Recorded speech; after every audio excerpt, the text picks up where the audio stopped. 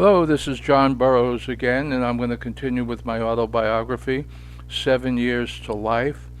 This chapter is 66, and it's called The Answer. I believe it was late 1983 or early 1984 that changes started to take place at Pacific Bell that caused me some moderate consternation. During the 5 years or so that I spent at 42nd Avenue Shell, changes were rare and insignificant. Often changes that occurred at Pacific Bell were significant ones only especially to those people that were directly affected by them. There were a series of changes that happened in a short time frame. Mark W. was no longer going to manage our crew.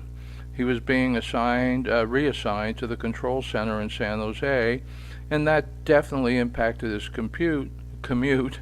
However, it was more exposure for Mark that he desperately desired. The change would supposedly expedite his journey to a higher level of management. Our installation crew was going to be moved to a location in San Carlos. We would share this new building with a repair crew. The repair crew's manager was a guy named Woody. Hank was coming back to replace the departed Mark. In theory, combining the crews seemed to be a good idea. All of us had the title of service technician.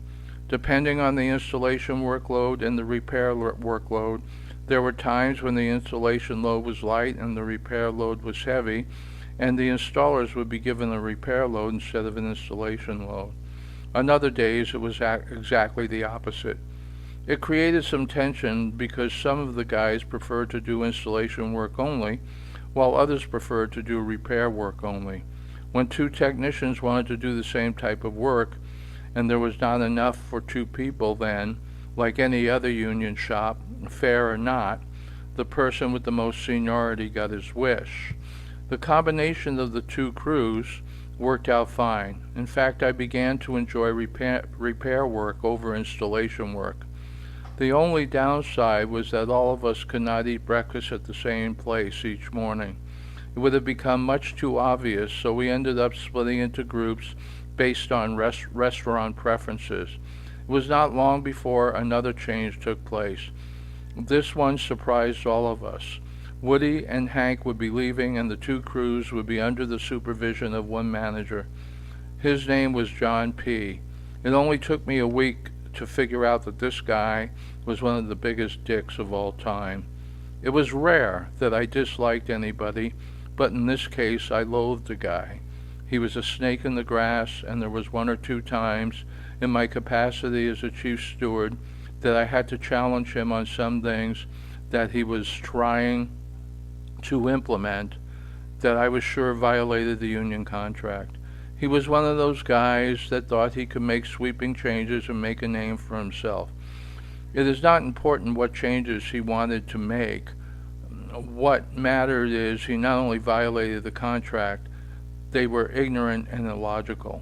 Of course, you must realize that the only outside position John P. held with the phone company was as an account executive, and he failed miserably at that also. So we were now stuck with him. I knew from the moment on that his only ambition in life was to get me fired. He hated me as much, if not more, than I hated him. So as time progressed, I found myself doing repair work more often and thankful for it. Because I knew John hated me so much, I always did impeccable, defect-free work. This is because I knew he would do as many qualities on my jobs as possible without raising suspicion that he was unfairly singling me out. Unfortunately, I could no longer stop for breakfast in the morning. Such are the sacrifices one makes when war has been declared. I finished my first 3 repairs one morning and needed work, so I called into dispatch. I got connected with a dispatcher named Cammie, and she gave me a few more repair tickets over the phone. The first one was for an inside payphone located by the restrooms in a bar called The Answer. When I heard that, I was now faced with the biggest dilemma I had ever faced up until this point in my life. At this point, AIDS was in the embryonic stages of discovery. There was very little known about the disease. The amount of unknown information was staggering, to say the least. It was believed that the disease could only be transmitted by blood from one person to another. In addition, it did not appear to affect the heterosexual community, only the homosexual community, and that was just conjecture. The reason for this type of thinking was simply based on the fact, as of yet, there were not any cases involving females. Society in general was beginning to panic for many reasons, and fear replaced calm in the midst of this debilitating disease. The one certainty that was known in the medical community and also in the society was that if you are uncomfortable enough to contract AIDS, or unfortunate enough, I should say, to contract AIDS, you were most likely going to die. The number of people that were dying and had already died from the disease was confirmation that the world was facing a possible deadly pandemic. A cure appeared to be in the long term rather than the short term. The previous paragraph describes, I think accurately, the fear that was spreading like wildfire throughout civilization. It was that very same fear that caused me to tell Cammie that I refused to take the repair report because the answer was a gay bar, and I felt that the repair could be a definite threat to my health and safety. There was a company Bible called the Bell System Practices, and this book provided the process on how to go about doing whatever your job required. For example, in the course of doing your job, climbing a telephone pole was required. The book made it absolutely clear before climbing the pole you must test the pole to determine if it was safe to climb. The Bell System Practices provided exactly how to test the pole and what to test it for, such as decay, or if for some reason the pole had been energized by an electrical source. After performing these tests, if you determined that climbing the pole was a threat to your personal health and safety, you were not to climb it. If you decided to climb the pole, you would find yourself in deep trouble. I should mention at this point that the Bell System Practices was one of the largest books that I'd ever seen. However, there was not a section on what to do if you ran into the possibility, and in this case, I thought it was a probability, of contracting AIDS. Cammie had to call John P., my manager, and perhaps the person I despised more than any other at the time, and tell him that I refused a repair ticket and the reasons why. John instructed Cammie to tell everyone in dispatch that when I call in again, to reissue me the ticket. I called back in about 1.5 hours later, and sure enough, Cammie had the ticket waiting for me on John's instructions. I refused again, and she said she would have to relay my second refusal to John. I knew what he was up to, and quite frankly, I relished the upcoming battle. He was egotistical, and that trait seriously weakened his little attack. Ego of that degree often blinded people to logic and facts that was staring them in their faces. John was one of these people. I was confident I had my ducks in a row and could hardly wait till the time came when I blew him out of the water and right out of the door. The first thing that happened when I got back to the yard near the completion of my shift, John saw me and hollered at me to meet him in his office pronto. I knew what he was going to say, so I decided to fill out my timesheet after he was attempting to make me fear him. He said that starting tomorrow I would be suspended for a week for insubordination. I asked him if this was about the repair ticket for the answer.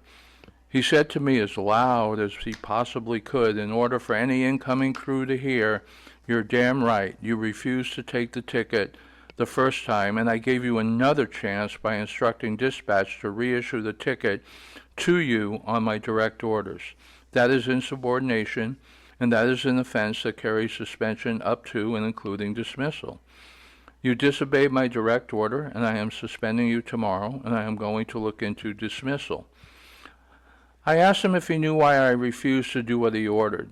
I brought up the Bell System Practices and how the book spelled out how we were to handle hazardous situations that could result in injury, possible death, if we did not follow the directions written there. I said to him, "John, you are familiar with AIDS, correct?" "Yes," a typical one-word response from him was his reply. Then you do know that they are still trying to figure out what it is and how it is transmitted because people are dying every day from it. Therefore, it is considered deadly. You have also heard, just like everybody else, that this disease kills primarily gay men and can kill any man that may have exchanged fluids in any way from a person that has the disease. So far, the heterosexual community seems to have dodged the bullet. But because there is so little information known about AIDS other than it kills, I had to be insubordinate because I felt that I was being forced in a situation that could make me fatally ill. The way I read the health and safety section of the Bell System practices, that if a craft person refuses a job due to health and safety concerns, the manager is the one that should complete the job. I guess you never had a chance to read that section because I did not hear that you completed the job. I have to guess that you had something to do with AIDS. He looked at me with murder in his eyes and said, "Just get the fuck out of here. You are suspended." I replied, "I understand, but you said it was effective tomorrow. So with that in mind, I am going to hang out until everyone gets here and bullshit like we always do." He turned around, walked into his office, and shut the door. While I was waiting for the other guys to get back to the yard, I began writing a letter to the president of Pacific Bell at the time, Ted Sanger. The letter was a masterpiece, and I am not going to write it again word for word. I will give you the main points that the letter stressed. I said that Pacific Bell and its employees had an almost sacred duty to keep customers in service, no matter what the cause, unless there is strong potential for someone to get seriously hurt or terminally ill. I made sure that he completely understood that none of the people that signed the letter harbored any prejudice against homosexuals. All we know from what was being provided by the media and the medical community at the time was it was rare to non-existent in the heterosexual community. Therefore, the odds seemed exponentially higher that the disease could be transmitted from a variety of sources in a gay bar, especially the payphone. It was not uncommon to find various unknown fluids on the handset, in addition to the fact that the armored handset cord needed to be checked for frays. Sometimes frays were not visible to the naked eye, and we would have to try carefully to run our hand along the armored cord to detect the frays. I use the term carefully because if your skin happened to get snagged by a fray in the cord, it could and often would cause minor bleeding. This would not only cause injury to the technician, but it could also cut the end user, and believe me, people were not suit shy when it came to Pacific Bell. If you throw the possibility that infection from AIDS could become a factor, then the company's liability was enormous.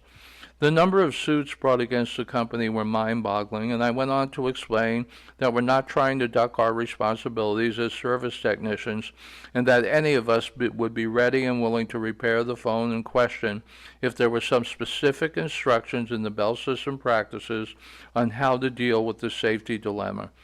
Research could be done and a practice developed that we could follow that if it did not solve the problem altogether, it greatly decreased the odds of getting sick or worse. The letter basically thanked Mr. Sanger in advance for his understanding of the situation. It also stated that the undersigned anxiously awaited his reply and that all of us were proud and grateful to be employed by Pacific Bell.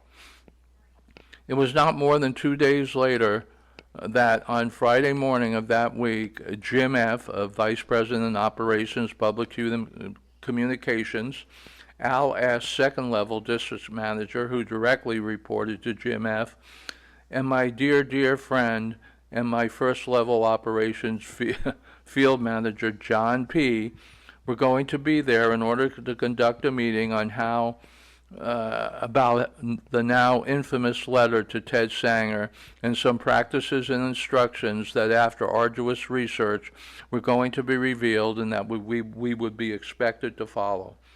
That Friday morning, we all sat around the conference table. It was discussed earlier that I would be the spokesperson for the crew at this meeting. The glares from Jim F. and Al S. eyes in my direction spoke volumes of how unhappy they had to go through this. Surprisingly, the look in John P.'s eyes revealed a man in a state of fear. I took great pleasure from the look on John P.'s face. The end result was this.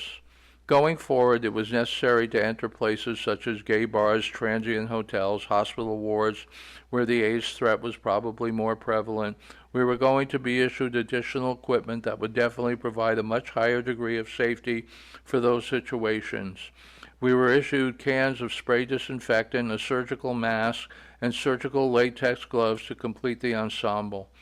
The idea being that we would walk into a particular building wearing these things along with our tool belts, spray the disinfectant on the areas of the phone that we thought necessary, and then repair the phone.